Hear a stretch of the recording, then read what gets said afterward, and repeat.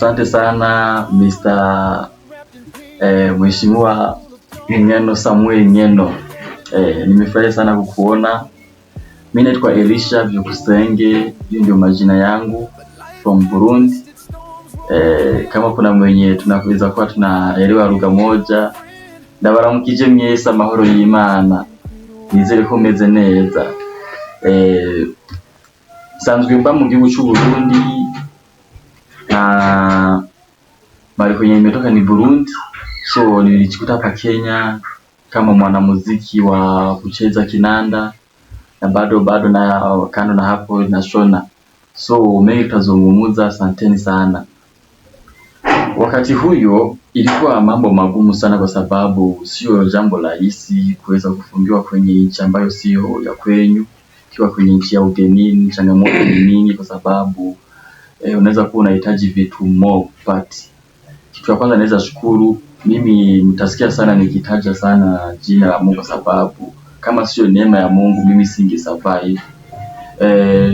Siku za kwanza kupata na issue kama hiyo, ilikuwa first time kuingia prison ama kukaa mikononi mwa serikali.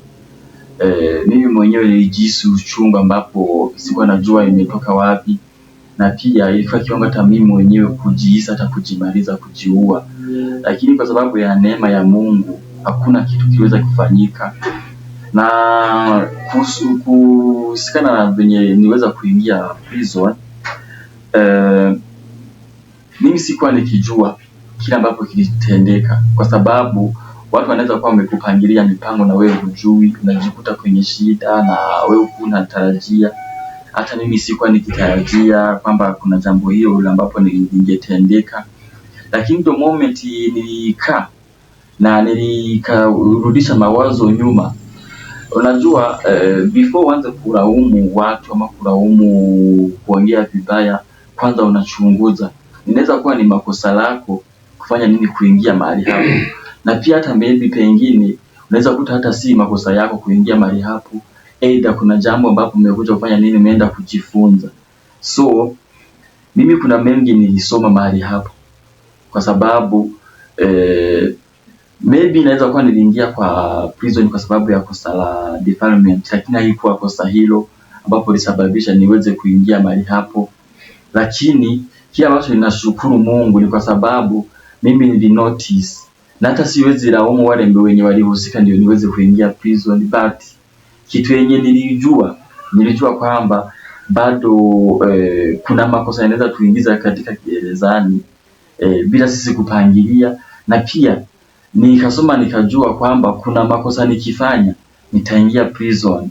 So for now, kama ni experience ya kuishi, kama ni kujua mwenendo vile ninapaswa kuenenda, hiyo bado mimi ninajua, sababu kuna mahali mbiko nilipitia mpaka nikapea challenge vile nimekuwa nikifikiria, nikakuta kumbe ninafikiria kitu tofauti sana. Mimi hakuna makosa niliweza kufanya, kwa sababu hakuna mtu nilienda kushika kwa barabara wala ati nimemdanganya, isipokuwa wao wenyewe kupangilia kitendo hicho.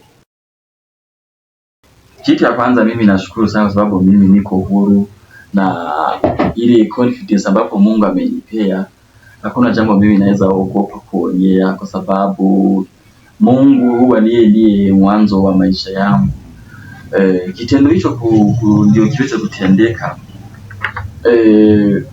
Sisi tunaweza kuwa na uwezo wa kujilinda sisi wenyewe, lakini kama kuna kitu ambapo Mungu amepanga, ni jambo ngumu sana kuweza kuepuka mpango ya Mungu. Kwanza kitu ya kwanza, alafu pia unaweza tenda kosa wewe ukidhani maybe si kutaka kwako, lakini maybe Mungu ametaka kupitia kwa yenye kosa hilo, kwa sababu makosa si kila wakati mtu anaweza fanya makosa yeye kibinafsi, but Mungu anaweza kupitisha hata kwa makosa, sababu kuna jambo anataka kufanya. Sijui kama tunaelewana hilo jambo.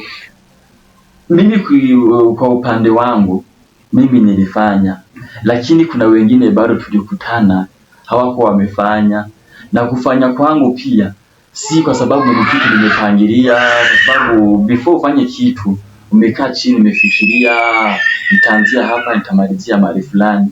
lakini mimi kwa mawazo yangu si nimekuwa na mafikira kama hayo, isipokuwa kama mimi naweza sema watu wenye tunachezanga ama watu wa kuna matalents, naweza wapea mfano wa waimbaji wa secular music, akiorganize kitu tuseme concert, kama mtu anajulikana lazima watu wakuje kumshabiki ama kumshangilia kuangalia vile anafanya kazi. So pia mimi kwa sababu kuna kipawa ambapo kilikuwa Mungu alikuwa ameweka ndani mwangu, na hicho kipawa pia sikuwa nikijua kwamba pia kuna kinaweza kiniletea kashida kidogo, unaona, nisipokitumia vizuri. Sikuwa najua kwamba kunaweza kuja any problem. Na hiyo problem iliingilia ni hapa. Mimi kuna mwenye alipenda, sikuwa kujua kama amependa mimi ama amependa kipawa. Watu wanapenda kitu tofauti, lakini either anaweza kuwa alipenda kipawa yangu na akapenda mwenye kipawa.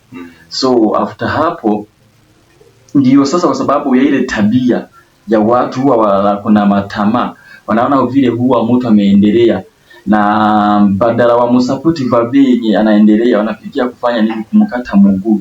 Hivyo sasa mimi ndio nilikuja kujikuta nimekatwa mguu bila kujua, na sikuwa ninatarajia. Mimi niona ni kama upendo mwenye inanisindikiza, lakini sikujua kama ni kifo kinanisindikiza. Okay, tukirudi nyuma kisheria ya nyumbani, mimi niligo nikiona hakuna mara kuna makosa, kuna pia kuna mara kuna sheria, lakini sheria zinashindana uzito. Kitu ya kwanza, mimi hii kesi yangu ilikuja na uzito mrefu sana, kwa sababu kile ambacho kilikuwa kinatafutwa si kile chenye kilipatikana, because kulikuwa kitafutwa pesa kwa ndani mwangu kwangu. So kuniambia ati kwa sababu umepatikana na kosa hili umelazimishwa kuoa huyu, haingekuwa hiyo la wazo, kwa sababu wao before haikuwa mawazo kama hiyo. Kwa sababu ingekuwa wanataka tuweze kuwa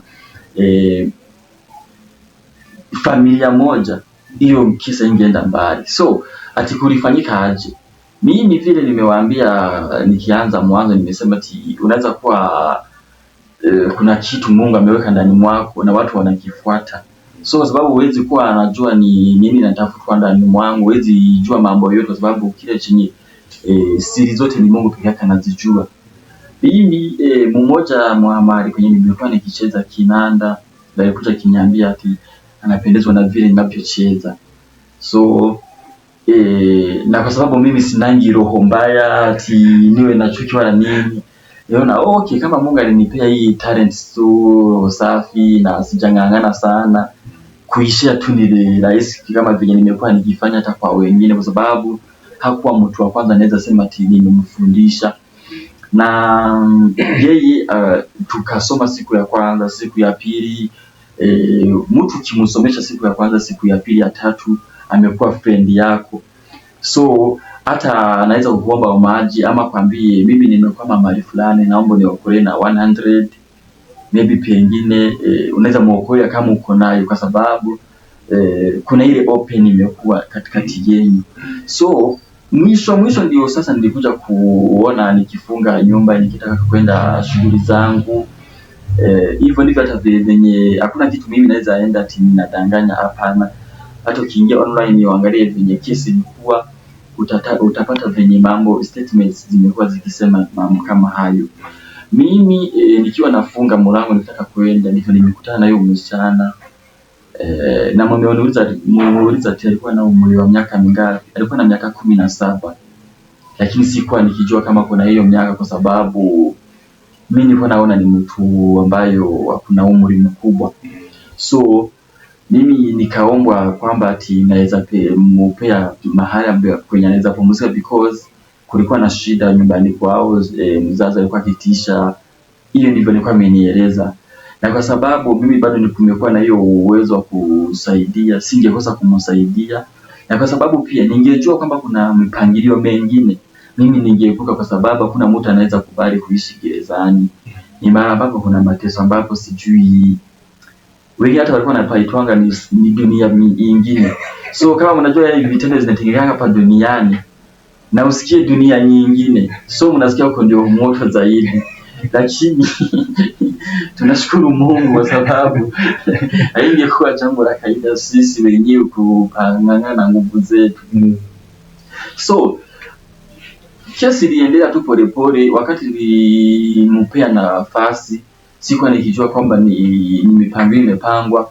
Alikaa siku hapo ya kwanza, ya pili, ya tatu. Na mimi singefukuza mtu kwa sababu sikuwa nikijua ni issue gani, because mtu ukiona badala acheke yesi muda wake mrefu ni huzuni peke yake, mtu huyo inakuanga ngumu sana kumfukuza, kusema ukweli. In case kama uko na roho ya unyama, nasema huyu hata kama ataliwa na umbwa huko msituni, kama uko hivyo wewe ndio unaweza kuwa namna hivyo. Lakini mimi nilijihisi mimi mwenyewe before nifike Kenya nilisaidiwa na watu, na wakati kwenye nimeishi Kenya bado nimesaidiwa na watu, na si watu wa Kenya tu peke yake, wa nyumbani peke yake. Kwanza wengi wamekuwa wenyeji hapa Kenya hii. So na mimi singekosa kutoa hiyo usaidizi, na bado mimi niko nayo. Mambo venye ilienda kuendelea polepole, mimi si kutarajia kwamba ni jambo lilipangwa. Kitu ilidhibitisha nikajua kwamba ni kitu lilipangwa. Siku ya 5 ndio nilitoka job, nikapata msichana mwenyewe amebadilisha manguo. Alipo change nguo, na bahati mbaya nyingine alikuwa tulikuwa tukiishi the same plot na aunti yake. Nikamuuliza mali kwenye ametoa hizo nguo, yeye aliniambia amepewa na mtoto wa aunti yake.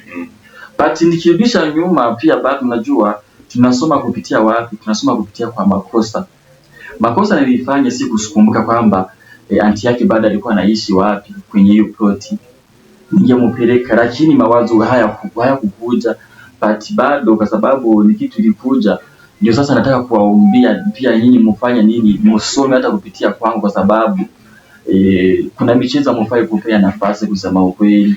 Na pia wewe jua life yako kwamba ni life yako, usipoishughulikia hakuna mtu ataishughulikia. So siku hiyo ya 5 kupata, kwa sababu siku moja hata roho wa Mungu aliwahi kuja akitaka kunifunza vile huwa devil ni mjanja.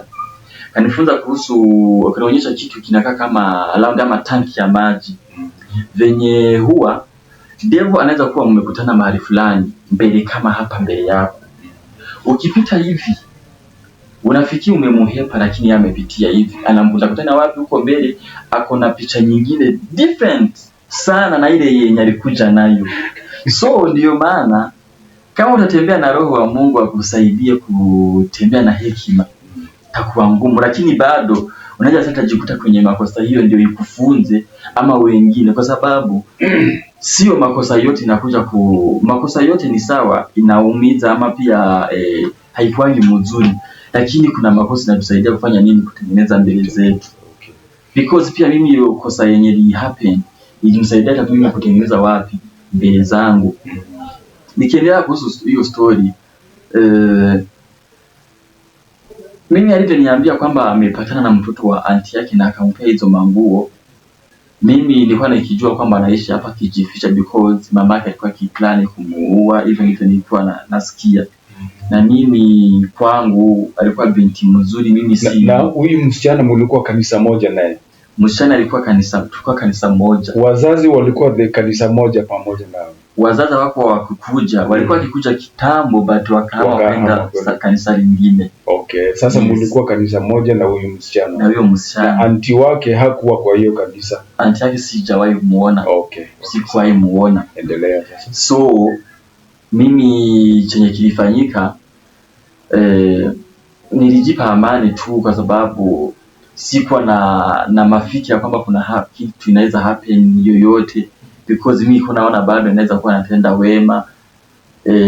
Siku ya 11 ndio sasa nilikaa nikianza kufikiria, je, ni mambo gani hii inayoendelea. Ile sasa wakati mtu anarudisha akili, anafikiria, anasema hii haiwezi kuwa forever, because kama nikusaidia kuna kitu napanga kufanya, lakini kina mwanzo na kina mwisho. So mwisho wangu sasa na kwa kusaidia huyo msichana ilikuwa tu kama hiyo siku ya 11, na sisi nilikuwa nikitaka kumfukuza, nikimuongelesha tu polepole kama na roho ya unyenyekevu, nikitaka kujua kwamba kuna option nyingine ambayo tunaweza tumia ili akaweze kuelekea nyumbani tu sababu, because mimi mwenyewe nilikuwa nikijua hakuna issue yoyote inaweza happen kwake, kwa maisha yake ama kwa mzazi, kutokana kwa mzazi. So but alivyotoka, siku ya kwanza iliisha, siku ya pili nakumbuka ilitoka, siku ilikuwa kama Thursday na hakuna any problem happen. Friday niliamka, Saturday, Sunday nikaenda kazi, shughuli zangu sana sana kanisani. Monday sasa wakati nilipoenda kufungua kazi like saa 6 nikitaka kujitayarisha niende kula lunch, imagine nakumbuka masaa ilikuwa saa 6 na umesikia njaa 23 nilipigiwa simu tu once, kwenda kuchukua ikakatika, kuiendea tena ndio niliona kama line inakuja tu ya watu wamevaa civilians watatu hivi, DCI na sikuwa najua ni nini. Nikaona mwanamke yule msichana mbele nyuma na mwingine anakaa askari, lakini hakuwa anakaa askari, but nilikuja kugundua kama alikuwa askari wakati nimeona ametoa pingu. So na bado mimi moyoni mwangu sikuwa najihisi kwamba kuna matokeo wala makosa marefu, because mimi nilikuwa nikijua mimi nimesaidia. Okay, kama ni kujua mali kwenye alikuwa si ngumu kutaja, tutasema. So hawakukuja na fujo, walinibembeleza tu polepole hadi kwenye niliulizwa vitambulisho, na kwa sababu pia bado mimi sikuwa nikitaka kuishi na makosa, mimi niwaonyesha kitambulisho, wakapata iko light, iko sawa, haija expire. Nikaambiwa niwafikishe police station, niwaambie venye mambo ilianza. So hiyo nilikuwa mwisho wangu kuona nje.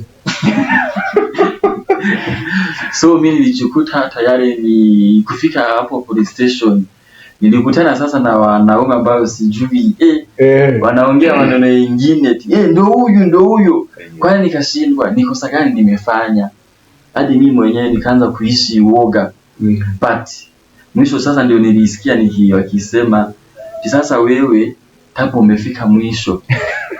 Nilivyosikia hiyo jambo nikaambiwa, yani mambo mengi ya kutishiwa nini mengi sana uliona mwisho wa dunia. Nikasema mimi nimeisha kabisa, kama nikukufa nimekufa, kwa sababu vitu zenye nilikuwa nikifanywa hata mimi sikuwa naamini. Vichapo mara wanaambiwa ati toa kiatu moja, ingine nafichwa natembea na kiatu moja, hiyo ndio nilibaki nayo, na sijawahi ona vitu kama hizo. Hata wazimu watembeangi na kiatu moja, imagine sasa. Lakini mimi ikabidi sasa ninyenyekee, nikitaka kujua nini itaendelea, kama ni kuuawa ni sawa. Mimi nilikuwa nishajiachilia tu, nataka kujua chenye kitaendelea. Lakini baadaye ndio niliambiwa ati sijui, niliitwa nikaambiwa kile chenye makosa, nikaandikiwa statements nimefungia mtoto wa 15 years kwa nyumba. Mashtaka sasa ikaanzia hapo siku hiyo, hata asubuhi mapema, hata sijui 24 hours hazikuisha wakati nilishikwa. Asubuhi na mapema nilikuwa nimefikishwa wapi? Kotini, mahakama. So hata sijakunywa chai ya kwanza nilipewa ni kusomewa mashtaka ya kwamba nimeshika msichana wa miaka 15. So mimi mwenyewe nilidhani tunaweza kesi tu nikiwa free, lakini ile pesa yenye nilitiishwa, pesa yenyewe mimi nisikia mimi mwenyewe kama dunia ilikuwa juu ya kichwa yangu. Ilikuwa 1,100, ilikuwa 200. 1,200. Ndio pesa na wakakataa kupunguza, na wakakataa. Na siku yenye nilikuwa nimebahatika kupata hiyo pesa, kwa sababu nilikuwa nimeambiwa kwamba nikipata mzee mwenye anaweza ama mtu mwenye anaweza tupea shamba isimamie, hiyo pesa inaweza kubalika. Title deed. Siku yenye tunaenda kutoa sasa ama kupresent hiyo shamba, ndio walisema haiwezekani, sijui nikitoka nikienda home, kwa sababu najua mtu ambaye sio mwenyeji. So mambo ikakuwa magumu zaidi, hata na nilikuwa nimeanza kuwa matumaini ya kwamba naweza kesi nikiwa, lakini isitukia nimeambiwa haiwezekani. Hakuna otherwise ningefanya, ilibidi sasa mimi fanye nijiwachilie tu, kwa sababu ukivunjika mguu huyu unafikiria kutembea na mguu mwingine. So nikakesi ukesi. Kuna kitu mimi huwa sikuwa nikijua, kinaitwa maswali na ulizwangu wa kotini. Sikuwa nikijua kwamba kuna maswali na ulizwangu, na mimi nawaambia ningekosa mtu wa kunisaidia kuchambua maswali hayo, mimi ningeisha kabisa, because nilikuwa already kwenda kufika mbele ya koti nikubali mashtaka. Na kesi hilo ilikuwa mbaya sana, hata unaweza saidiwa tena serikali, wao maskari wenyewe wenye kukushika na ndio wanarudi kukusaidia, wanakuambia baada usiende ukubali hiyo kesi kwa sababu ni mbaya. So katika ile serikali utakutana na watu wazuri, utakutana na watu wabaya, so hautajua mzuri ni mgani, hautajua mbaya ni mgani, lakini Mungu atakuongozea wale wazuri, watakuja kukusaidia katika ile mahali ambapo utakuwa na, kama haizidi kukaa ukimheshimu Mungu ama ukimuomba kutaka kusaidiwa na yeye. Nilipofika Remand, nakumbuka kuna mtu nilipata hapo, kila prison uwezi wakosa wenye wanajua sheria cha ukweli, paralegal. Yes, of course. Lakini mimi nilipatana na mfungo paralegal mwenye alikuwa anakuja once anapotea, na kwa sababu na Remand sasa ndio kuna stress zote za kesi kabisa, hata si prison, Remand ndio noma zaidi. So kwa sababu pia bado mimi nilikuwa nimesikia niko na pressure mingi sana, nilipata mtu wa kunisaidia akasoma venye kesi akachambua maswali, na hiyo maswali ndio ilikuja kunisaidia. Na katika hiyo maswali ndio nilikuja kugundua kwamba kulikuwa na setup katika kesi langu, because kuna swali niliuliza, kuna mtu yeyote alikuwa akijua kwamba mahali penye mtoto msichana huyu amepatikana. Statement yake ilikuwa inasema alikuwa kwangu, mamake alikuwa akisema amempata kwa anti yake naye anasema amempata kwa mlango ya nyumba yake. So hakuna evidence yoyote ikionyesha kwamba kushtuka. Huwezi kosa kushtuka kama ni mara ya kwanza, kwa sababu ukiingia kwa maisha ambapo huko unaishi ama huko unatarajia, lazima ushtuke. Kwa sababu nikisema hivyo, mimi pia nilishtuka. Ukisikia umefika hali ya kutafuta jinsi ya kumaliza life yako, kufe kabisa, upotee, already umeshtuka. Hata hiyo njia sisi ilikosa, nilitafuta lakini Mungu akaizuia. Kwa sababu njia yenyewe nilikuwa nipitie kwa ndugu yangu mwenye alikuwa karibu, na nilikuwa nimtume kitu na nimdanganye. Lakini Mungu alikuja kuingilia kati, akasababisha namba moja ya nambari zake zenye za simu kwenye simu yake alikuwa anatumia ikawa wrong. Ikawa si yenyewe, badala ya kuwa 0, badala ya kuwa 0 ikawa 8. So hapo ndio sasa Mungu aliingililia. Ulikuwa unataka kumtuma sumu? Of course. Na venye ilikuwa njia ya maajabu kabisa. Lakini Mungu ndiye aliingilia hapo kabisa. Acha niwaambie, mtu akiingia kwa hali kusema ukweli,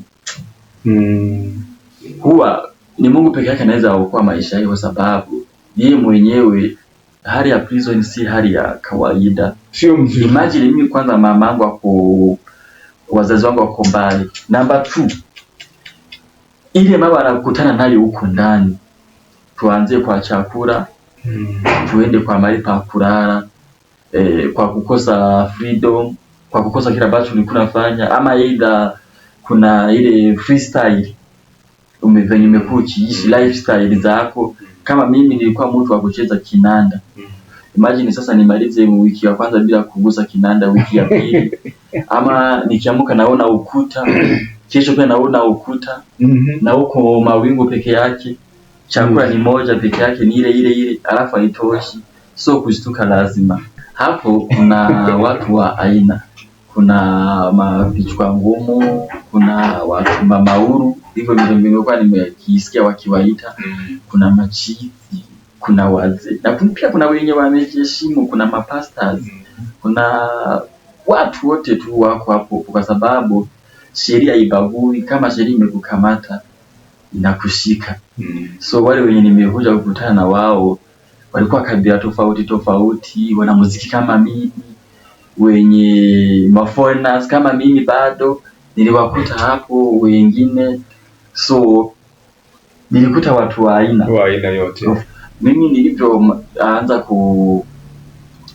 kuuliza maswali ama kutoa maswali ambapo ningenisaidia wakati huyo, kuna swali moja kwanza niliuliza msichana ndio muweze kuona mali kwenye setup iliingilia. Msichana nimuuliza swali moja nikitaka kujua mali kwenye mzazi wake alimupata. Yeye bila uoga mbele ya koti, bila kuogopa watu, alitacha akasema alikuwa alimupata kwa nyumba yangu. Judge unajua naye kazi yake ni kuandika. Akashiweka bairo kwanza chini. Akamuuliza, mamako ametueleza kwamba alikupata kwa anti yako. Ilikuwaje ndio aweze kupata kwa hiyo mkijana? Kasema before atoke alikuja kumuona. Wakati huyo mawazi kakumbuki, karudi nyuma, kakumbuka nguo zenye alikuwa amechange. So hiyo nilikuja kunipea dhibitisho kwamba ni kitu ambacho kilikuwa kimepangiliwa, kwa sababu angekuwa ni mtoto wa huyo anti yake alikuwa amemuletea, angeenda kumusema na huko mbele, because already alikuwa amejifisha na walikuwa wakidanganya kwamba alikuwa anatafuta, wakimtafuta. Kama walikuwa wanamtafuta wangekuja kumchukulia hapo. So hakuna kitu wa kusema tulikuwa wakimtafuta. Na kwa hizo siku 11 hawakuenda kwa police station kuripoti ya kwamba kuna mtu amepotea. Hawakuweza kuenda. Kwa sababu walienda kuripoti hiyo siku yenye alimpata. Walienda kusema, na kwa sababu pia yeye walikuwa wakileta uongo akisema sijui amekataa kuambia kwenye alikuwa, ikabidi waende police station ndio waweze kutaja. So hiyo vitu zote zilikuwa tu bado vitu za kufanya nini, za kutengeneza tu hiyo case ikuwe na mwanzo na ikuwe na mwisho. Mimi nilivyotajiwa na judge akisema kwamba imepatikana kwa makosa. Nilikuwa nikidhani kwamba kuna option B, kwamba mtu anaweza kuwa na njia nyingine ya kujisaidia ama kujitetea. Niambiwa tunaweza kujitetea before ufungwe. Nilijaribu kutoa machozi bila ya koti, nikajaribu kuwaambia kile ambacho ningetendewa, kusema kweli, kwa sababu nimekaa hapo almost 2 months lumande nikikesi case. Already nilikuwa nimesikia akili yenyewe imechoka, na pia mimi mwenyewe nilikuwa nimeshajihisi kwamba nimeshaokoka kabisa, nimewachana na mambo ya michezo, kama nimeachana na mambo ya kutojali maisha yangu. Mimi mwenyewe nilikuwa nimesharekebisha mwenendo wangu. Mimi nilikuwa nikisema hata saa hiyo wakisema tumalizane hapa wewe, nilikuwa nimeshafanya nini, nimeshachukua uamuzi wa kuishi maisha mengine ama maisha ya bila kufanya nini, kuchezea mtu. So mimi niliambiwa na judge nijitetea. Nikajaribu kujitetea kwa sababu mimi bado ndio nilikuwa kijana wa kwanza kwa familia ya babangu na mamangu. Mimi ndio wanategemea, mimi ndio nasaidia my sisters, my brothers, wazazi, kila jambo, hata school fees mimi ndio nilikuwa nikisupport. Niliona yenyewe pia bado kando na hayo, pia mimi bado nilikuwa nikitaka kuendelea mambo yangu, kwa sababu muda kienda ukisonga ama ukiharibika hakuna muda mwingine unaweza replace nao. Ndio nilijaribu sasa kuongea maneno, lakini jaji hakunisikia. Akasema tumefungwa katika kitendo umefanya. Kenya hiyo sheria inafunga mtu kuanzia miaka 25. Lakini kwa sababu wewe si Mkenya na wamejitetea kwamba ukisema kwamba huko unajua sheria ya Kenya, tumekufunga miaka 10. Walivyosema maneno kama hayo ilikuwa 2022 ndio 21 hapo Disemba. Imagine mimi niko na matumaini na imagine mwelekeo wa Christmas tarehe 23 nikisema nimeambia watu mimi nakuja tukue Christmas pamoja. Lakini sikuwa najua kwamba Christmas utasherehekea nikiwa gerezani.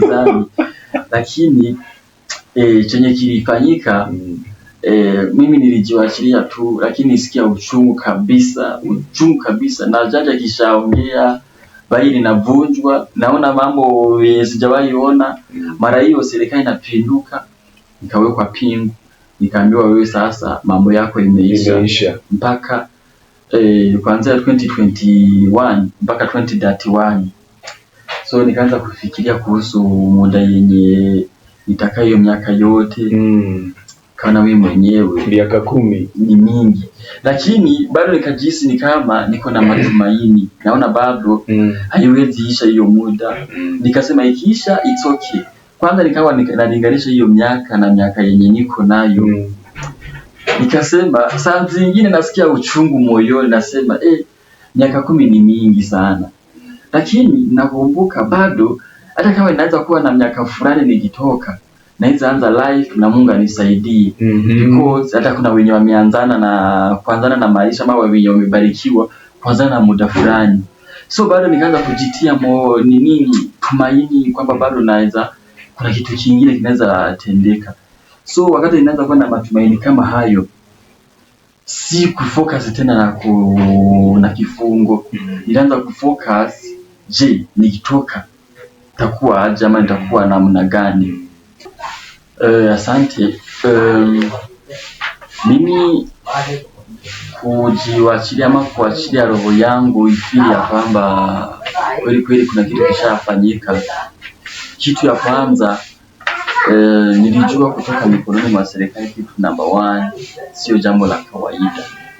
And then kuna mabesties ama marafiki nilikuta huko ndani.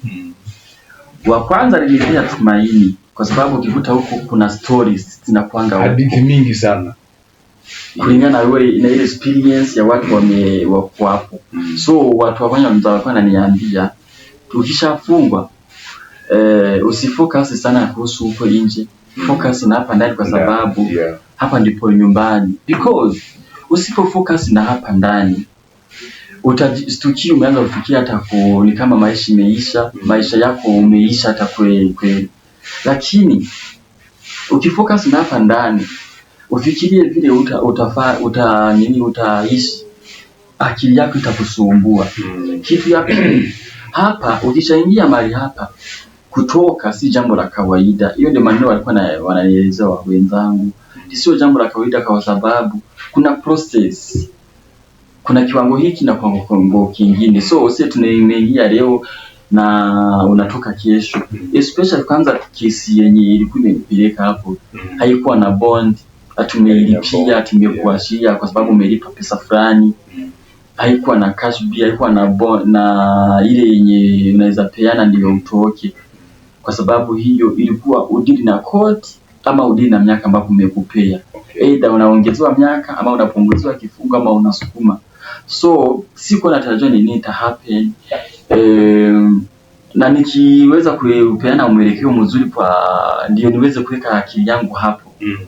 Nilikutana na mzee mwingine alikuwa ameishi hapo miaka 20 na miaka yenyewe inatoshana na miaka nilikuwa nayo ya kuzaliliwa. Alikuwa anaitwa sijui jina lake ni Wambua I think.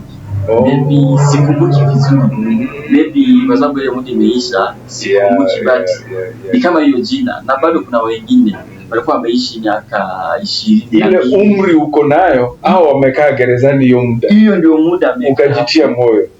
Niliingia nikiwa na miaka 21 na yeye amemaliza miaka 21 na mamiezi juu. Kumaanisha babangu wakati alienda kutafuta mamangu ama wakati ndio walifanya harusi ndio yeye kuingia gerezani na mimi ndio niko na hiyo siku. So Wakati huyo nikaanza kufikiria 21 years na mimi ni miaka ngapi? Kwanza mimi nilikuwa nikijihesabia miaka 10 full, lakini kuna venye serikali inahurumia watu wake, kuna ile muda ya wanapunguza. Haiwezi kuwa ile miaka 10 yote, unaweza stukia ni miaka 7 kama ni 10. So mimi nikakuja kushtukia ni miaka almost 6 na miezi juu kidogo. So nikaanza sasa kuwa anajitia moyo, kwa sababu mtu kama amemaliza miaka 21 hajakufa, hajakuwa kiwete, na bado ako strong, ako sawa, hana shida. Nikasema bado kuna venye mtu anaweza fikiria plan B, but set ni mwisho wa maisha. Wacha sasa mimi nijiwachilie, nikae nisikie ni nini, niangalie huko mbele, hata maybe pengine nitembee nijue huko kunafanyika nini. Utashtukia kifungo haijakuwa mzito. Okay, Mali prison kile chenye nilikuja kugundua, kwa sababu kuna tofauti ya watu, na kwa sababu pia kuna kitu inaitwangwa kuwa na friends ambapo hawawezi kuwa wazuri. So mtu hawezi kuwa na friends wazuri na wote wazuri na wabaya. So ukifika prison wewe ndio unachagua, kwa sababu kuna wale wenye wamejiachilia, ameshafungwa already ako sawa. Hata mwenye kuna wengine au inawaambia hata wamejiachilia, unaweza kuta amefungwa miaka 10, lakini amefika huko amepata supu si mbaya. Kuna siku anapewa supu, kuna siku anapewa nyama, kuna siku chakula, yani inakujana. So sio maharagwe peke yake, kwa sababu mara nyingi watu wakifunga, wakikupeleka prison wanasema aende akule maharagwe. Kwa hivyo kuna nyama ziko, lakini si eti ni kubwa, imehesabiwa, imepimwa kadogo kabisa. So kuna mwenye either home kwake kukula nyama ilikuwa shida, na maybe amepata mali kwenye anakunywa supu, hajapewa jembe kwa ni hivi ataende kulima. Yeye kazi yake ni kulala, ahesabiwe na akule ugali. Huyo ni rahisi sana kujiwachilia mali hapo. Na huwa picha mingi nimeziona zikienda hata zikirudi. Na mwingine amesumbuliwa kwa sababu yeye kuna life yenye amekuwa akiishi. Kwa sababu yeye already ako na kile ambacho tunaweza ita nini, already ako na vitu zenye anafanyanga, ako na business zake. So ile chenye anapewa kimutoshi, na vitu vingi zinaharibika. Huyo itakuwa ngumu kuwa na nini, kuwa na amani kukaa mahali hapo. Atapambana ndio aweze kutoka, hata pesa atatoa. So ndio maana nilikuwa nitaka kuambia kwamba kuna wale wenye wanajiachilia, kuna wale bado wanamang'ang'ana. Wengine wanajiachilia ni yule mwenye hata unaweza pata amefungwa miaka 10, lakini hata hana maono ya kutuma appeal. Okay, wakati nilipata ya kwamba kuna appeal, kitu ya kwanza niliulizia nitaka kujua appeal inaanza aje, because ama inaenda aje process, kwa sababu kuna watu wanatuvunja moyo, walikuwa wanatuvunja moyo. Unaambiwa case mara nyingi ukituma appeal sana miaka inaongezwa. Lakini sasa kwa sababu mimi kesi yangu mali kwenye naribikianga case ni mwanzo wa case. Kama kesi umeipeleka vibaya, hiyo kukuashia kwa appeal ni ngumu, na bado unaweza jifunga tena. Lakini kama umeipeleka vizuri, inaweza kukuachilia. Number 2, wengi hawajuangi msaada ambapo walikuwa wautafute. Ulikuwa tume appeal, alafu ingie sasa kwa Mungu. Mwambie Mungu, nimetuma appeal, kumbuka. Unamkumbusha. Kwa sababu unaweza tuma appeal, uandikiwa appeal na mtu mwenye hekima, lakini shindikane. Kwa sababu kulikuwa na watu wa kusaidia wengi huko. Na walikuwa wanafanya nini? Wanasaidia watu wanatoka. Na wale wenye wanawasaidia na bado pia wao wanakosa hata kutoka wao wenyewe, wanapambana lakini hawatoki. Lakini wale wenye wamepambania wanatoka. So kulikuwa na favor na neema ya Mungu ilikuwa inafanya mahali hapo. Na pia Mungu alikuwa akiongelea mahali hapo. So kama uko na hekima ndio uweze kunyakua kile ambacho Mungu anamwanga mahali hapo. So mimi naweza sema wakati huyo kulikuwa na neema kubwa sana. Hiyo swali nifuata nijibu naweza cheka kwa sababu nikikumbuka vitu zenye nilifanya hapo. Wakati huyo sikumbuki ni nini kinaendelea kotini, sijui ilikuwa vurugu ya nchi kwa sababu kulikuwa bado na vurugu, hatukuweza kupelekwa kotini wakati judgment ilisomwa. But ninakumbuka kwa sababu judge naye alikuwa mzuri sana. Alikuwa anataka kutushughulikia, kama umepatikana kwa makosa ubebe mzigo, kama wewe ni wa kuachiliwa uachiliwe pia. Na wakati huo alikuwa ameenda transfer. Okay, judge mwenye tulianza na yeye alikuwa ameenda transfer. Yes. Ukaitwa mama mwingine. Yes. So yeye ndiye alichukua faili yangu. Mimi hata mimi naweza sema msaada wangu ulikuwa upitie kwa huyo mama kwa sababu wacha niwaambie hakuna mali Mungu anaweza kosa kupitisha mtu hata kama kuna kaji. Because historia za judge mwenye alikuwa alikuwa hata mnoma zaidi hata kuliko mwenye alikuwa, kwa sababu wenye waliwashiwa wakati huyo walihurumiwa kwa sababu wa kutoona uzito wa kesi walikuwa wengi. Lakini mama kuna jambo alikuwa anasema kichwa kututembea, yeye mwenyewe alikuwa anatuvunja moyo, anasema akisikia mwenye kuna kesi ama akisoma file ya kesi ya defilement hata kama hajasoma ni nini litendeka huko chini, kwanza nasikia anatukutoa machozi. Yes. Tini kama yeye ndo amefanywa hiyo kitendo. So mtu ilikuwa ngumu sana kufanya nini kukupea freedom. Mimi wakati alianza kusoma judgments kwa sababu anaanzia mwanzo wa kesi. Alitaja venye kesi ilianza, mali kwenye nimepelekwa, venye mambo ilikuwa. Akasema ile ushahidi itolewa, mambo yote. Kitu number 1 nitasema nilikuwa na confidence ya kwamba nitashinda kesi. Kwa sababu mimi nilikuwa nimejihusisha na mambo ya Mungu na nilikuwa na communicate sana na Mungu. Na yeye ndiye alimekuwa akinipea ujasiri. Tikaingia kwa ujasiri, usiwe na wasiwasi. Kama Meshaka, Abednego na Shadraka hawakusikika hata harufu ya moshi wakati walikuwa kwenye tanuru ya moto. Hivyo ndivyo Mungu alikuwa ameniambia, hata kivuli hakionekani kwenye kesi lao. So mimi nilikuwa nikienda kusikiza judgment nikisema mmenichelewesha msome hata mngeanza na mimi kwa sababu ninajua kile chenye mtakuja kusema. Na before najua kuna wenye wanaweza nisikiliza wenye tulikuwa pamoja. Nilikuwa na wahubiri hata nikiwaambia cha ukweli ati mimi mkisikia siku ya judgment mimi ninaenda nyumbani. Wengine wanasema sisi tulikuwa na matumaini kama hayo, lakini haikuwezekana. Nikawaambia sasa mimi si nyinyi. So ulikuwa na hiyo imani kabisa nitaenda nyumbani. Nilikuwa na hiyo imani kwa sababu already nilikuwa nimeshajua chenye kimeniingiza prison. Niwa maana nimewaambia before tukianza huko nyuma. Niwaambia naweza kuwa amejikuta kwenye kosa, lakini hilo kosa kila kitu kinataka kubadilisha kwa maisha yako. Na si kosa limekuja kukuua, sio kosa limekuja kufanya nini hivyo kuumaliza. Ni Mungu anataka kujitukuza ndani mwako kupitia kwenye kosa hilo.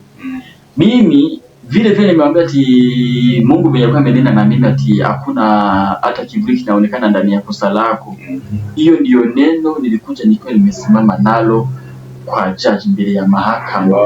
Nikijua hakuna kivuli kinaonekana. Alisoma mambo yake, mimi hata sikuwa na shughuli na kusikia chenye nasoma. Mimi nilikuwa nangojea neno la mwisho kwa sababu mimi nilikuwa najua hizo vitu tunasoma najua. Paralegal mwenye alikuwa anatusaidia ndiye alikuwa na kapo akisaidia, yani ndio maybe kama unasikia vibaya kwa sababu ukisikiza judgment unakushtuka. Unaweza sikia vibaya ama maybe kulingana na venye ilikuwa kwa virtual. Yes, kwa online. Okay. Yes, ma'am ama judge alikuwa anasoma judgment tukiwa online. Alisoma akasoma baadaye ndio nilikuja kusikia akisema kitu ambapo kilifurahisha moyo wangu. Kinifurahisha kabisa. Alisema kama hauna kesi kando na hii uachiliwe huru. Unaona kitu kingine, mavuno mengine ilikuwa hapo. Kama sina kesi kando na hiyo niwachiliwe huru. Already nilikuwa nitoke kwenye kesi hii niingie kwenye kesi nyingine because mimi ni foreigner na sifai maliza muda kama mwenye nimemaliza nikiwa sijui familia kulikuwa na issue. Unajua issue ambayo ingetokea pia ni passport kama ingekuwa ime-expire. Of course. Ingekuwa kesi nyingine kabisa. Lakini Mungu naye ama jaji naye akaangalia kaona huyu alikuwa mtoto wa kanisa, ameshikwa akiwa hata karibu na kanisani na wenye wamekuwa akikuja kumuangalia tuseme wale ma witness wenye tulikuwa na wao bado walikuwa watu wa kanisa. So wakaona huyu hakuwa na mambo mengi. Mimi nikaambiwa tipo achiliwe huru. Hiyo ndio jambo lilikuja kunifurahisha. So na kitu cha maajabu kilitendeka wakati huyu. Mimi hata sikustukia tunaweza ogopa askari mwenyewe alikuwa hapo.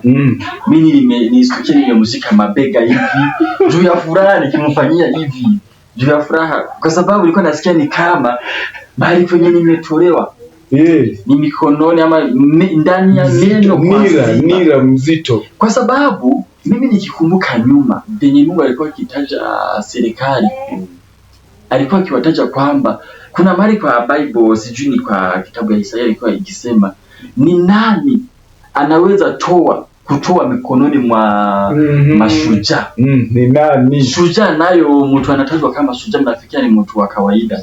Ni mtu akuna uwezo wa kufanyia chochote anataka because of kwake na ana mamlaka.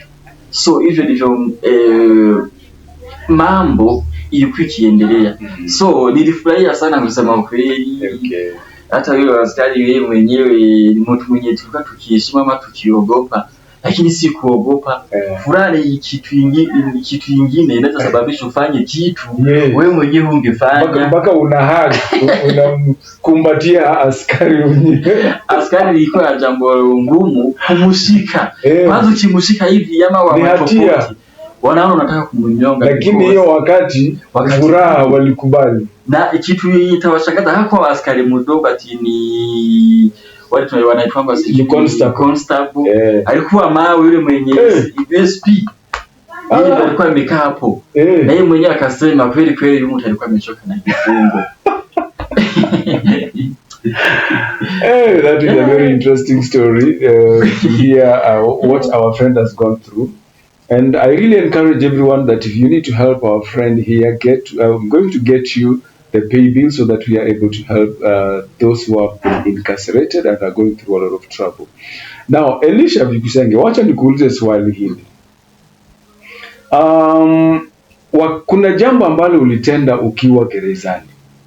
Na wengi ambao wanakuanga pale wanajua kwamba maisha imefika mwisho. Na ulianzisha biashara.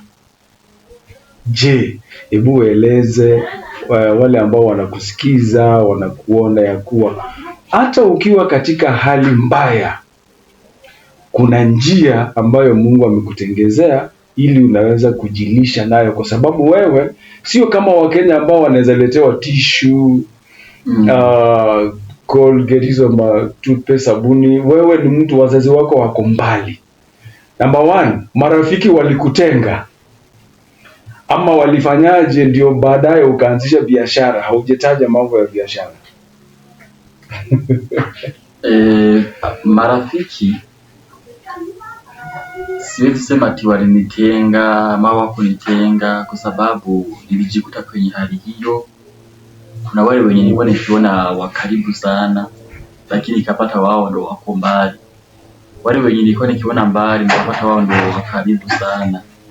Kulitenga kuitwa mfungwa kwanza, wengi wakishafika hali hiyo huwa chenye kinafanyikanga wanawatenga, kwa sababu hakuna siku mfungwa anaweza tajwa kama mtu mzuri kitu namba 1. Anatajwa kwamba kama mtu ambaye muhalifu, na maybe pengine hata si muhalifu, kwa sababu hata wakati mfunga tawaizi bado wizi naendelea duniani. So kuna wale wenye walijua hii ni mapito ya muda, kuna wengine bado walitupia mgongo, hata ikabidi pia hata vitu zingine watupanishe, vitu zingine wabebe, vitu zingine hata.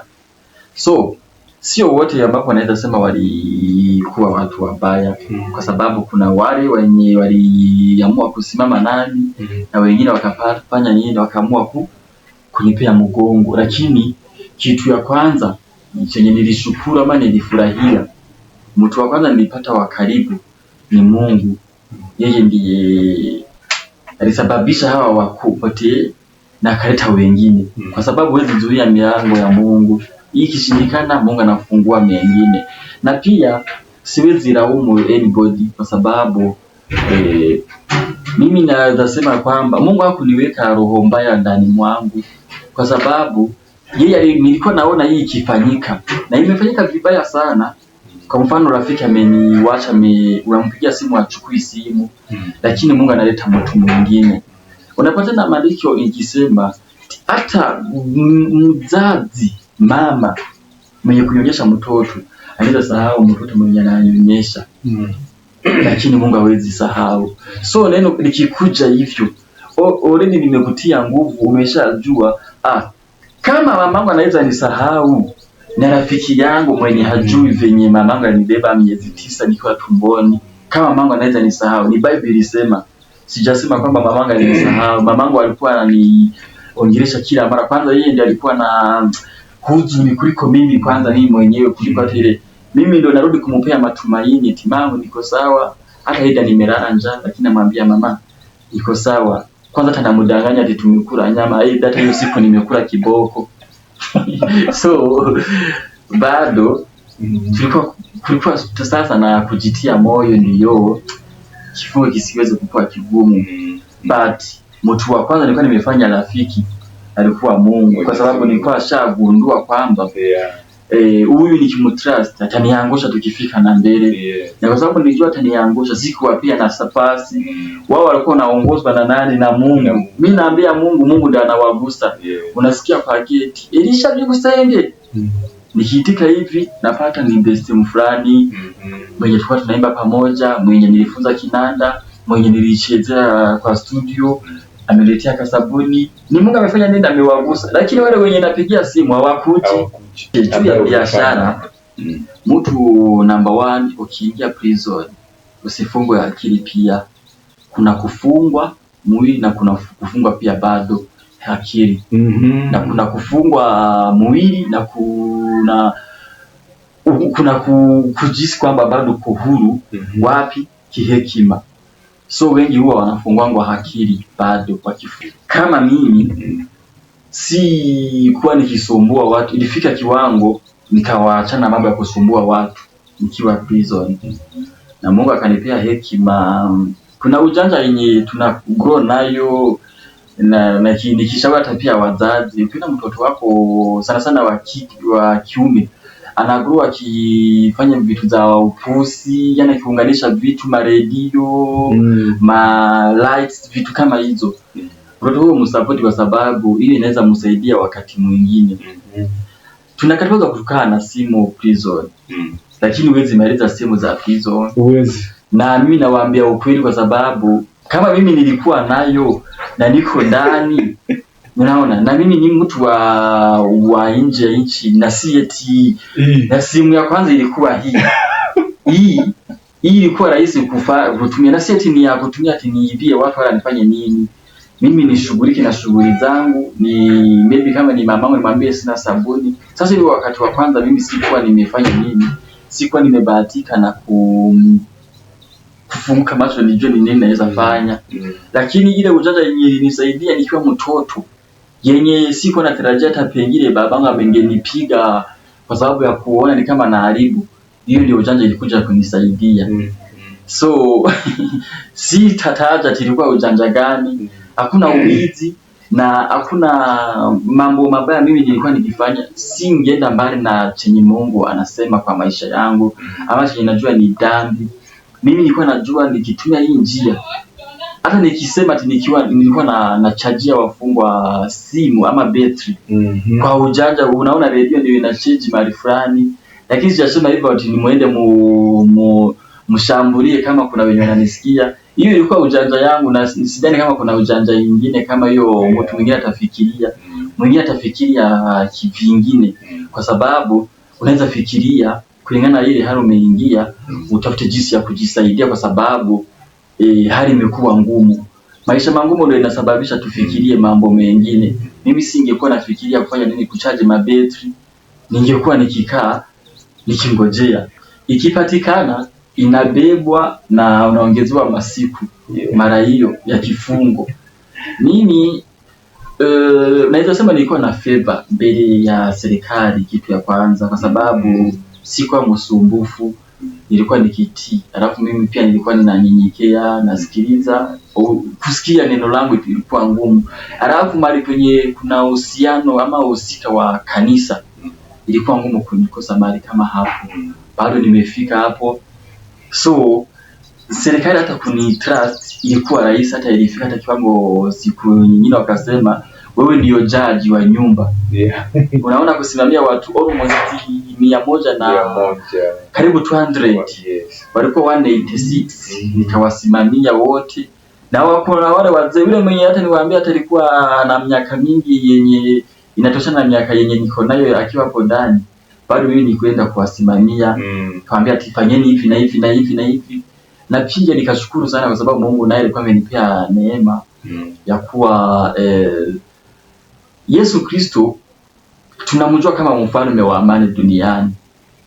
Na mimi wakati huyo kwa sababu mimi ndio nilikuwa nimesimamia nyumba hiyo, mimi ndio nilikuwa kama mfalme wa amani wa hiyo nyumba, because mimi ilikuwa ngumu kusupport fujo wala kusupport dhambi kwenye nyumba yenye nilikuwa, because nilikuwa naipea heshima Mungu, kwa sababu kuna msaada pia mimi nilikuwa nikitaka kupata kwa Mungu, kwa sababu bado mimi sikuwa nikifurahia kifungo hicho. Okay, prison hautaweza kuweka biashara zako zitakutunza huku nje kulingana na ile mapato, kiwango cha ile pesa itapatikana na ile business uzito iko nayo. Ni kitu kitakusaidia ni hapo tu kwa ndani kupata Colgate, maybe kama ni sukari, ama ni maybe kama unaweza lipa wakili kama mimi, kwa sababu familia iko mbali. Kuna kiwango cha pesa ambapo singekuwa nikitaja nahitaji kwa sababu wangesumbuka sana. Lakini ile pesa nilikuwa nikipata hapo ilisaidia, hata ikanunua kitu ya 1500 hapo prison. Nakumbuka ulinunulia radio pia. Nilinunua radio, nilinunua simu, walichukua simu kadhaa, lakini ilikuwa kazi yao bado, ilikuwa kazi mimi hata sikuwa na walaumu. Mkimaliza mkichukua hata after 30 minutes ama kesho yake tunacheka, si ni live, sina washoa wako kazi. Kitu yenye najua ni kujua okay, umechukua simu, haya uzuri umeniwachia mkono, nitafikiria venye nitapata nyingine, wewe nenda tu. Hivyo tu ndio nimekuwa tukifanya. So business za prison na ziwezi saidia mtu ati zitamfikisha mbali, ati zimujenga mara wala zijenge life, isipokuwa wale wenye walikuwa wakijihusisha kwa mambo ambayo si poa. Lakini pia bado wao hiyo utajiri hiyo inawasaidia bado ilikuja kuisha, because hata Bible inasema watapeli. Utajiri ambao umekuja kwa njia ambapo sio halali ni kama vumbi inaishianga hapa anga. Elisha, hebu niambie, wakati sasa umetoka gerezani, ni bahati kwamba wewe ulikuwa na biashara ama kitu ya kujimudu kiasi. Kuna wale wanatoka bila hata bus fare, wamekuja nyumbani, wamepata nyumba zao zimefungwa. Kama wewe uko na familia wako Burundi, kuna wenye wamepata nyumba zao zimefungwa, vitu zako zimeuzwa, yani 2 years, miaka 3, sio muda kidogo. Ulianzaje maisha ndipoza ukafika mahali uko saizi? Kitu ambacho mimi naweza shukuru Mungu kwa sababu kuna kitu ambapo Mungu alikuwa ameweka ndani mwangu, na hicho kitu hakingeweza kuexpire isipokuwa kwa sababu ni muda mrefu bila kukitumia kingepoteza ile knowledge ama mafuta ama I think umeget. Mungu alikuwa amenipea kikao ya kucheza muziki kinanda. Mimi pianist. Majina yangu ni Elisa Keys. Facebook, Google, ni TikTok. Yes. Hapo pia utanipata YouTube, hizo channel naitwa hivyo. Hiyo ndio majina yangu, Elisa Keys. Yes. Kwa sababu pia maisha inaendelea ikisonga, sikuwa nikifocus sana muziki peke yake. Mungu alikuwa amenipea pia hekima ya kushona nguo. Na pia hata hizo nguo maybe pia ndio ziliweza kuniletea mashida, kwa sababu pesa yenyewe nilikuwa nimeshonea nguo fulani ndio zilisababisha niingie prison. Lakini hiyo hatuwezi kukosa kuendelea na kazi kwa sababu ilileta shida, tunaendelea. Lakini uzuri ni kujua haki ya kutumia hiyo kazi. Yes. So muziki ndio ilikuwa ikinilisha Kenya hii. Na nashukuru Mungu kucheza keyboard kinanda. Na wakati huyo mimi nilikuwa nikijua talent haijaenda mbali, kitu ya kwanza. Kitu ya pili, nilikuwa nikijua kwamba ni rahisi sana kupatana na wale members wenye tukifanya kazi pamoja. Watanikumbuka, watakumbuka kazi yangu. Pia kulingana na mimi nilikuwa mpole, nilikuwa nikijua kwamba itakuwa rahisi. Pia nilikuwa nikisimama na neno la Mungu, kwa sababu Mungu ndiye alikuwa anasema wewe usijali mambo yako nimetengeneza. Kuna mjani takuandalia mambo, wewe kuja polepole tu, wewe usijali mambo yako, wewe nimepanga vizuri sana. So mimi sikuwa nikihisi ya kwamba niko na uoga. Kitu namba 1 nilikuwa nikijua niko na nguvu, niko na mikono yote. Sasa hii akili imeongezeka, si kama venye nilikuwa. Kama nikujua kuishi na watu, venye nitadili na watu, nitajua business hakuna kazi mbaya, bora tu ikupee ile pesa itakusaidia. Kwa sababu usichague kazi yoyote. Yes. Kwa sababu wakati huyo kama nilikuwa nikifanya hiyo kazi ya kufunganisha hizo mabetri ama hizo simu, huku nje sikuwa nikifanya hiyo kazi. Kumaanisha bado hata nikikutana mtu ananiambia ati nibebe hii mfuko niwekee pale mbele, naweza ipeleka na nipate shilingi 100 ama 50. Na baada ya travel na mboga pale kwa kibanda, hiyo siku imetoka.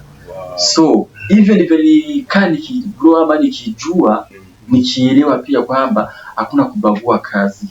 So nilibahatika nikapata kwanza si kazi ya haikuwa kazi, ilikuwa kitu naitwanga gig. Gig ni kazi ya siku moja. Ilikuwa niende kuperform mahali, na mimi kamaliza sijui mwezi mmoja nikiwa niko hapo nje, nimepata mtu wa kunisupport. Alinishika mkono, akasema wewe usijali, tuligrow pamoja, unisaidia. Na ni vizuri pia kwa sometimes kukumbuka kutenda wema, kwa sababu wema hai-expire. Unapanda saizi, unavuna baadaye. Ukweli kabisa. Niko na bro mali kwenye nilikuwa nimefungiwa hapo. Kuna bro nilikuwa nikiwashonea manguo na sister yake polepole tu. Yeye naye kumbe wakati alitoka hiyo area alikuja life kachange, kawa akasimama vizuri. Yeye akasema tunakumbuka chenye ulinifanyia, siwezi sahau chenye ulifanya, nita make sure pia wewe hakuna kitu umekosa. So hapa tutaweza kuonyeshana picha za nguo ambazo unashona, tuweke kwa mtandao, na vile pia unacheza keyboard. Wakati watakuhitaji wanajua ni kazi gani unafanya. Okay, asante. Yes. Nguo zenye mimi hushona zinakaa hoodie ama sweater. Tutaweka picha hapo mbele. Tutawaonyesha ina shida. Sweater, hoodie sana. So hizo ndizo nguo na nashonanga. Hata hizi pia za Africans, hizi za Niger, hizo pia mimi nifundi nazishona. Sitawaonyesha picha zenye nawaonyesha picha zenye tumeshona. Tumeshona mimi mwenyewe. Na workshop ambayo unafanya kazi saa hizi iko upande gani? Kazi mahali kwenye nafanya kazi tuko mahali panaitwanga Kitisuru. Kitisuru, hiyo ndio location. Hiyo ndio inaonekananga sana. Lakini mahali place zinaitwangwa Mwemuto ama Wangige kama hizo. Lakini ukisearch Kitisuru ni rahisi sana, hata nambari ya simu it's okay, mnaweza ipata kirahisi. Hiyo. Vijana wengi wakishatoka gerezani huwa wanarudi kufanya mabaya ama kuvunja sheria, ndipo wanashikwa tena wanarudi pale. Na especially defilement tumegundua ni shida ya vijana sana, especially prison actually imebeba vijana wengi, na vijana hawaelewi sheria ya defilement, inawamaliza. So kwa vile wewe umeelewa, kuna hitaji ambayo unaweza kuwa unahitaji, kwa mfano mashini ya kushona, kama wateja nini, hebu tueleze sasa ili upate kusimama vizuri. Kutoka gerezani mtu kutoka bila chochote. Kama ungekuwa unaweza hata wazimu ingekupata, lakini mahali huko saizi ni neema ya Mwenyezi Mungu. Kando ya hayo kuna mambo ambayo unahitaji, kwa mfano mtu akusikie saizi na aseme ningependa kumsaidia Elisha. Ni nini ungetaka sana upate usaidizi yake? Mimi nakumbuka wakati nilitoka prison sikuwa na anything chochote. Hata nakumbuka nilichukua boda mahali kwa sababu nilikuwa najua kulikuwa mbali kidogo na sikuwa na 100 hata pesa kulipa hiyo boda. So yenyewe ni ukweli, mtu anatoka prison akiwa hana chochote, ako zero, kwa wana tata hakuna chochote. So ni changamoto kuenda kuanzisha life, kuanza maisha. Hata ndio maana wengi wanajikuta wamerudi wapi? Wamerudi kwenye gerezani. Kwa sababu ya nini? Wamekosa mahali kwenye wataanzia. Hata pengine hata familia zao haziwataki. Kwa sababu ya nini? Kile chenye ambacho walichokifanya. Na mtu huyu ni ngumu sana kuweza kufanya nini, kusaidika, kwa sababu kama wazazi wenyewe ama familia haimtaki. Je, kama sio neema ya Mungu itaingililia, ndio marafiki ama wale watu ambao Mungu sasa ametuma wajitolee katika maisha ya yule mtu, itakuwa ngumu na wengine. Ndio maana pia unapata inasababisha wamefanya nini, wamerudi kwa uwizi, wameenda kuiba tena, wamerudi wapi? Kwa prison. So mimi kile chenye hapo ningesema, ningetaja kwa wale ambao mnapotusikiliza, mtu yote ambapo ametoka prison ni mtu ambapo anapaswa kusaidiwa, kwa sababu hana cha kufanya, hana mahali pa kuanzia. Hata pengine mimi mnaweza patana kuanzia kuombe fare. Mtu huyu ni ukweli kumsaidia, anahitaji msaada, kwa sababu hata akifika nje anachanganyikiwa, anashindwa anaenda wapi, kwa sababu akumbuki hata nyumbani kwao. Na maybe si kwa ubaya ameenda pale. Wengi tuseme kama 70% ya watu wanatoka prison, wanatoka wakiwa wamerekebika kabisa, wamechange life because amefuzwa na dunia kunguru, amepigwa na nini na life huko, hajakuwa na ile freedom. Kitu kingine, kuna wanyama wanakuanga huko wamemutesa kabisa, hadi mwenyewe anashinda. Wanyama gani? Ni simba, chui? Kuna tunyama tunakuanga tudogo chawa, tunakuanga chawa kunguni tunakuaga kwa wingi kabisa. Hiyo wanaita serikali. Hao sasa ndio serikali ya pili. Na ukishika ukiua, ile kichapo utapewa itakuwa ngumu, itakuwa sijui hata wewe mwenyewe utawahi jaribu kuwa mwingine. So cha ukweli, kitu anaweza saidiwa kupata kazi, kitu namba 1, kwa sababu ametrainiwa huko kufanya kazi. Wanapelekwa mashamba, wanaenda kulima, wengine wanaenda industry kufunzwa kushona hizi na hizi. Mimi nienda nikiwa ninajua, si kufunzwa, lakini wengi niona wanafunzwa. na kwa sababu ametoka huko na hana kitu ya ataanzia wapi, ni either apate kazi, aajiriwe na ajipange. Lakini akisaidika apate mtu wa kusema ati sasa wewe nimekubariki na hii, na maybe amshike mkono, atembee na yeye, amfungue macho, amuonyeshe vile maana anaweza anzia, huyo mtu atakuwa amemsaidia vizuri kabisa. Lakini kwa sababu pia mtu anataka inategemea na venye Mungu amekuongoza. Either unaweza muajiri number 1, utakuwa umefanya vizuri, hiyo ni njia ya kusaidia mtu ambaye ametoka prison. Na pia hata kumuuliza wewe ulikuwa unafanya kitu gani na gani na gani, akuelezee. Na maybe kama unaweza msaidia, umsaidie na hiyo kitu chenye alikuwa anatumia. Kama alikuwa anafanya kazi ya kinyozi, apate mashini moja ama 2 ya kulingana na vile Mungu anaweza kubariki. Unaweza onea mnyonge huruma, na Mungu akuonee huruma katika mahitaji yako. So vile Mungu anaweza saidia Mungu ama vile anaweza saidia mtu ni njia mingi. So wewe ndio unaweza jua, but sana sana wiki tunaweza sema mtu mwenye ametoka prison ni mtu wa kusaidiwa sana, kulingana vile unavyoweza. Hata kama ni 100 unahitaji hiyo msaada. Akiwa ametoka, akiwa ndani, ni mtu anahitaji msaada, kwa sababu kila mahali changamoto iko. Lakini ndio aweze kuavoid hiyo mambo ya tabia tubaya, kuajiriwa sana sana inaweza kuwa bora kwa familia. Nayo kama kuna mtu wako anaweza kuwa ameingia prison, usimuone kama vile alikuwa kimeingia. Kama mimi venye nilikuwa nimeingia, si venye nilikuja kutoka. Either kama alikuwa ameingia ndani akiwa na shida za kisirani, hajui kuishi na watu, na kwambia atatoka akiwa anajua kuishi na watu, because huko kuna watu wa aina machizi wote. So msaada wengi tunauhitaji kabisa.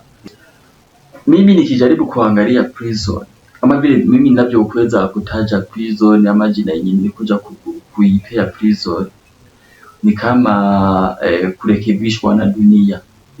First time mtu wakati amezaliliwa ama mtoto anasaidiwa na wazazi, huwa ndio wanamsaidia kupea marekebisho. Mtoto nenda hivi fulani, wewe hii inaenda sio vizuri.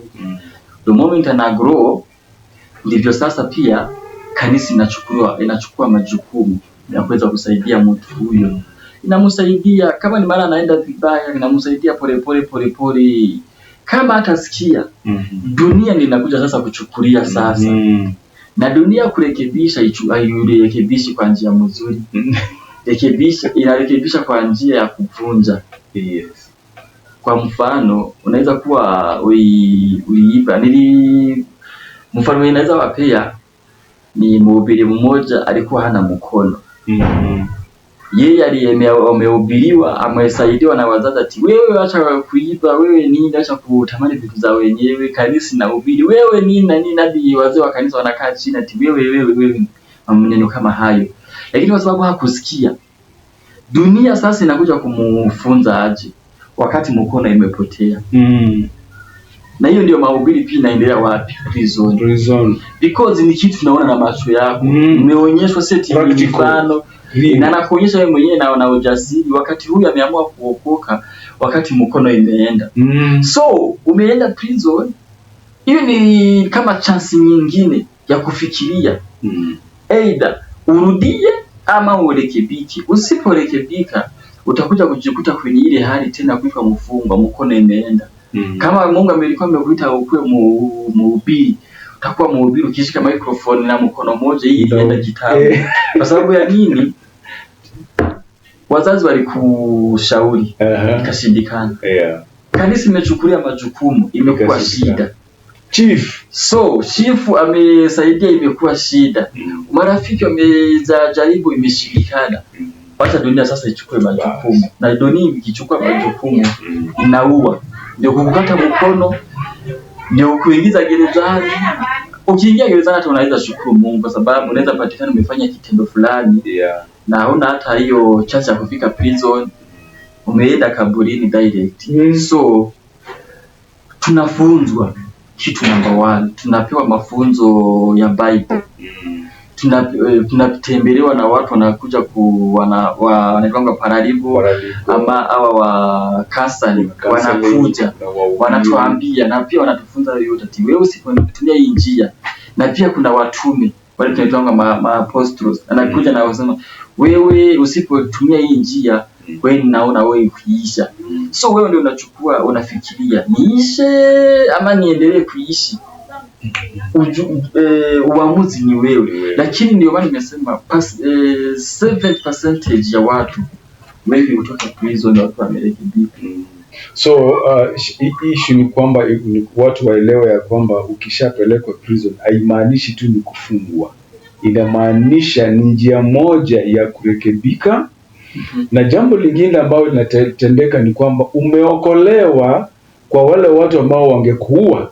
Kwa hivyo saa zingine pia prison iko na njia yake mzuri ya kusaidia watu.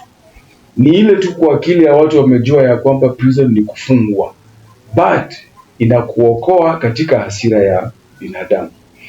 Tukimalizia Elisha, ukirudi saa hizi upelekwe mahubiri Makueni mahali ulikuwa, nini unaweza waambia vijana wa Makueni? Kile cha kwanza mimi naweza kuelezea, nikienda tuseme kwa mfano nikipata chance ya kuenda mahali kama hapo, the first thing ni kueleza kwamba kuna Mungu mbinguni na Mungu ambaye tunayeabudu kusikia. Kitu kingine naweza simama sana nikiwaambia ni kuhusu kuwa na hekima, kutembea na knowledge ya Mungu. Kwa sababu usipotembea na knowledge ama na hekima ya Mungu, bado utaangukia huko mbele na utaweza kujua.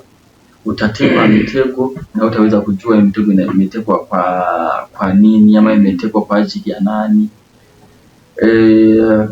Kitu kingine karo na mahubiri, kitu ya kwanza ni kufanya nini? Kiroho wakae wakijua kwamba watembee na knowledge ya Mungu. Kitu ya pili wakuwe wajanja, kwa sababu kama unakuwa na hekima ya Mungu unahitaji kuwa mjanja bado. Sio roho zote unaweza kupea nafasi. Kuna roho za kuangamiza na kuna roho za kuja kujenga. Kama roho yenye mimi nilikutana nayo ilikuwa ya kuniangamiza, so ningejua kama ni ya kuniangamiza ningehepuka.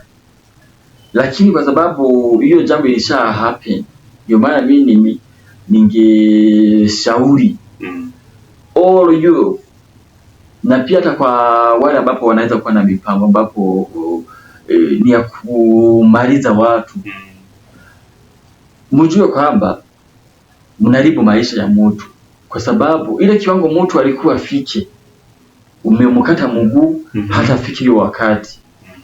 Kitu ya pili, wewe unaweza kuwa umemkata mguu kumbe umemrusha kwenye baraka na wewe ndio unajizuilia. Na maanisha nini? Kufungwa kwangu kulikuwa na fitina, lakini yule mwenye alinifitini usidani yaliendelea.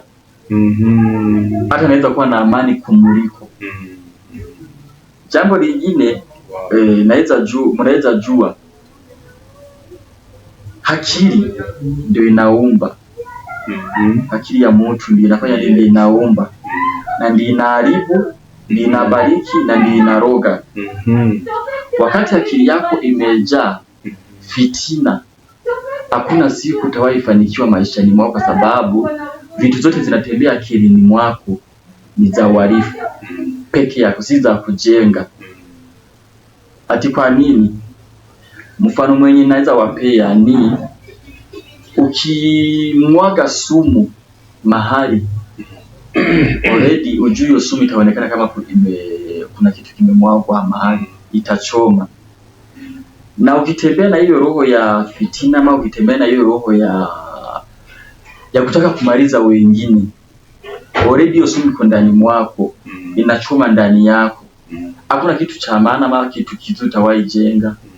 Lakini kama unafikiria kuhusu vitu zenye dhamana ama kitu ya kusaidia wengine, hata wewe focus zako zitakuwa vitu una focus vitu za kusaidia watu, alafu pia hautawahi focus vitu zenye zimekufa, utafocus vitu zenye za kujenga. So usifikirie kutendea kitu mtu, kwanza wewe fikiria kwanza before ukitende, because sio tunachoma kwake, unachoma hata kwako, kwa sababu kinakuwa ndani yako. Mchawi hakuna siku atawahi jenga kitu ya maana. Kazi yake ni fanya nini? Kuharibu. Yeye kazi yake ni fanya nini? Make sure ile kitu imekufa, ile kitu imekufa. Okay, kama unataka kila kitu kikufe, wewe nini unataka kujenga sasa? Kinataka kuua kwa huko. Wewe pia unataka kijengwe ama unataka pia kwako kibomoke. So unabomoa kwa yule pia kwa kunabomoa kwa mafikira yako, na kuna mahali utafika. Hebu niulize swali moja ya kumalizia, Elisha. Kuna hii hali ya kwamba vijana wanashikwa kama wamevuta bangi ama wamepatikana na mihadarati. Je, huko gerezani bado kuna bangi? Hizo vitu ziko inaitwa marufuku. Inaitwa marufuku, na si eti ni bangi tu peke yake, ni vitu za aina zote za ulevi za kinyumbani kama wanaita kimoo. Ukiwa na pesa hata pombe unaweza ileta. Huwezi jua inaingizwa aje. Wewe unaona tu mfungo amekaa na mali yake, hujui nimekuja aje, sisi kujua zilikuwa zinaingia aje, lakini inaitwa marufuku. Si eti ni kitu tunaenda kutumia watu wakitazama wote, ama sio watu, kwa sababu ukiwa huko mtu mwenye adui yako sana ama rafiki yako pia ni askari, sio mfungwa. Kwa sababu mfungwa akwe na pesa, wao hawana pesa, mnatoshana, mko the same level. So kama ni kujificha, utajificha hiyo askari. So hizo vitu zote nimeziona na macho yangu, na ukaziepuka kabisa, kwa sababu kitu number 1, mtu anapaswa kufocus anaenda wapi. Unafikiria, je, mimi naenda wapi? Ukishapata majibu ya mahali penye unaenda, wewe pia unajiwekea border hivi unapaswa kuishi, kwa sababu ufai kupea nafasi vitu zimeoza ama zimekufa. Pea nafasi vitu zenye ziko na dhamani, because ninakumbuka kwa ile chenye kiwa kinaendelea huko kutoka na starehe za kila mtu. Kama mimi starehe yangu nilikuwa nisikilize redio, nisikilize mahubiri, kama Mungu amenibariki na mkate na chai, hiyo ndio ilikuwa starehe yangu. Majioni nimetulia mahali na kunywa kachai kangu polepole, tukimaliza ninaingia. Na mwingine akitumia pesa, starehe zake ni nini? Bangi. Ni bangi ama hizo kimo, masigara, tumbako zote hizo vitu. Unaona? So mimi nilikuwa nikijiuliza, badala ninunue kitu ya 100, nilikuwa ninajua naweza kula nyama mingi zenye zimekarangwa vizuri sana. Na nilikuwa najua 100 kuna mwenye anaweza nunua karatasi ya zile sijui inaitwa aje zile vitu wanakula mira. Yes, hiyo hata mimi nilikuwa nimesahau. Unaona, mtu ametoa 250 amenunua karatasi ya mira na anaichunga hiyo usiku yote. Wewe nakumbuka ulikuwa unawauzia Coca-Cola, soda na mikate. Huko wahitaje hiyo? Ulikuwa unawauzia niliwauza mikate lakini baadaye ndio mambo ilikuja kugeuka, kwa sababu kunakuwa na masheria mingi ya kila prison iko na sheria zake. So baadaye ndio walisema sijui hiyo mikate ndio inaweza sababisha watu wagonjeke. Lakini mimi naweza sema tu ni ile tu mishale depo anapiganga ndio mtu ateseke. Lakini wakati mikate ilifungwa, ndio Mungu alinipea knowledge ya kucharge mabetri.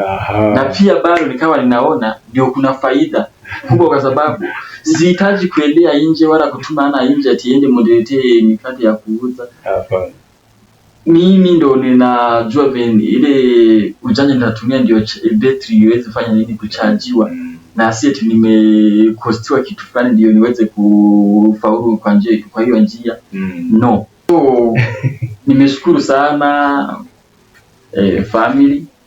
Mimi nimewashukuru sana kwa sababu nikishukuru pia wale ambayo wanaweza sababisha sauti zetu ziweze kufika mbali, kwa sababu Mungu ametupea njia mingi, ama ametupea vipawa mingi. Huyu asaidie kwa njia hii, huyu asaidie kwa njia ile. So tumeshukuru sana cameraman, mtu wa kufikisha mbali sauti, na tukishukuru pia kwa wale ambao watakapotusikiliza, kututazama. Nikirudia jina ni Elisha Byukusenge, mzaliwa kutoka Burundi. Tumekutana na changamoto mingi, lakini katika hizo changamoto zote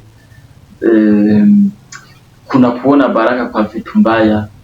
Hiyo pia siwezi sema ati niliona masiku mrefu sana, bado nilikuwa ninatiwa nguvu na Mungu, ama nikipewa ufunuo ya vile mambo itakavyoendelea. So leo ukijikuta kwenye hali fulani, sio mwisho wa maisha. Kitu ya kwanza ama umuhimu ni wewe ufikirie utaishiaje na shida hilo, kwa sababu maybe ni shida limekuja kukusaidia kukuinua, sio shida limekuja kukumaliza, limekuja kufanya kukuinua. Na maybe ni vitu mingi zinafanyika huko prison, na pia watu wakati wameingia prison kuna kuanga na sababu nyingi. Aidha kuna mwenye ameingia kwa ajili ya makosa yake, na kuna mwingine ameenda hapa ndio apate uponyaji, na mwingine ameenda hapo ndio afunzwe, na mwingine aende aipushwe kifo. Yes. Hizo vitu zote pia mzijue, kwa sababu mimi nawaambia hiyo kwa sababu mimi nilikutana hiyo mambo. Mimi wakati nilijikuta niko huko after kutoka kama ile wakati nimeanza kukomaa mwaka moja ile wakati sasa nimeanza kumaliza na shughuli za huko, kwa sababu mimi nilikuwa nikitembea nilikuwa natembea nikijua ninaenda wapi, because God naye alikuwa mwaminifu akanionyesha, wewe itakuwa hivi na hivi na hivi na hivi, wewe vumilia. So nilikuja kugundua kwamba kulikuwa na mpango wa Mungu, kwa sababu kuna masomo nilipotea kwanza. Kitu ya kwanza mimi napendanga kuambia watu, sana sana marafiki ama anybody, sisi ni watu wazima, tumetembea ama tunajua, tuacha niongee kama mtu mzima ambayo ninaweza kuwa nimebakisha muda kidogo pia mimi nikuwe na familia. Kitu number 1, wasichana wote ama wanaume wote ni the same.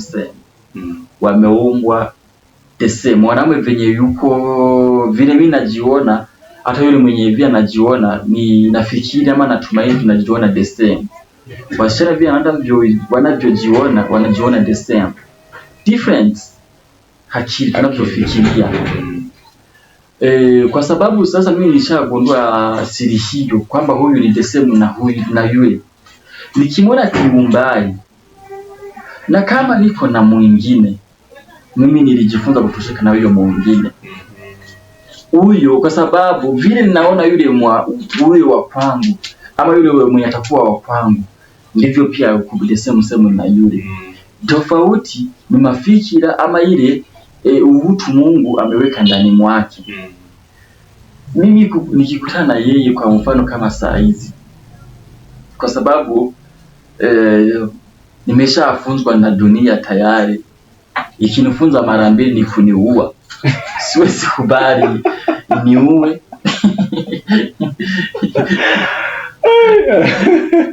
Asante sana. That was a very good discussion with Elisha Byukusenge from Burundi. And we're very grateful that you've been with us. Invisible Bars is a community-based organization trying to put up together all the ex-convicts to avoid recidivism, to go back into crime, but we are trying to help them by creating a paybill number through Mchanga so that we are able to help them be restored into the society. You have heard from him what he went through and what he has come out and what he is going through. Incidentally, good enough, prison did not kill him. Prison is not the end, it's the beginning of a seed. Many of the people who have gone through prisons have come up to become people of greatness. We have Mandela, we have our late Raila Odinga, and many more leaders who are in this world have grown out of prison.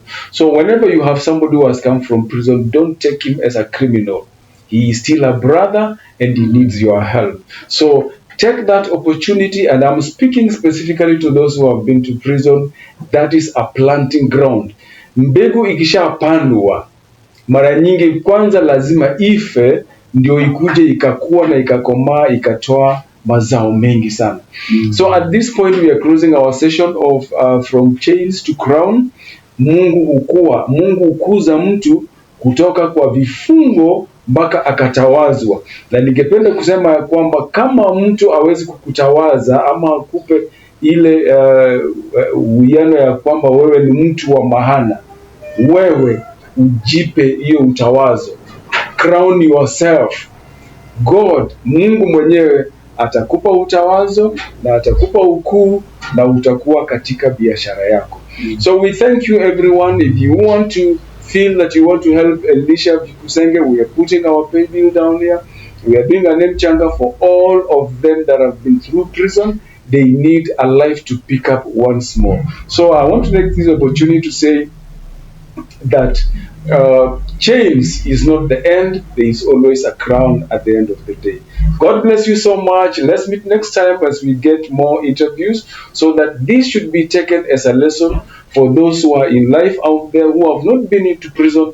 Take this as an experience. What we have gone through, what he has gone through, should be a lesson for you, so that you don't repeat the same mistake. Obey the law of the land. Children below 18 years, especially girls, please keep off them and don't touch them. Again, they are laws to be followed in the land. Read them, understand, ujue sheria za nchi ambayo unatembelea ili upate kuishi salama. Mungu awabariki, asanteni sana. This has been your host Samuel Ingeno, trying to establish the facts of the land and helping the boys grow in a way that is respectable in the society. God bless you, and let's meet next time. From chains to crown is our subject of the day. Shalom and have a good day. I've got twisted storms rolled in, and somehow I felt to be your friend. But even behind these concrete walls, my soul still hears your every call. They can chain my body, but not my soul. I still pray for you, that's all I know. This love ain't bound by bars.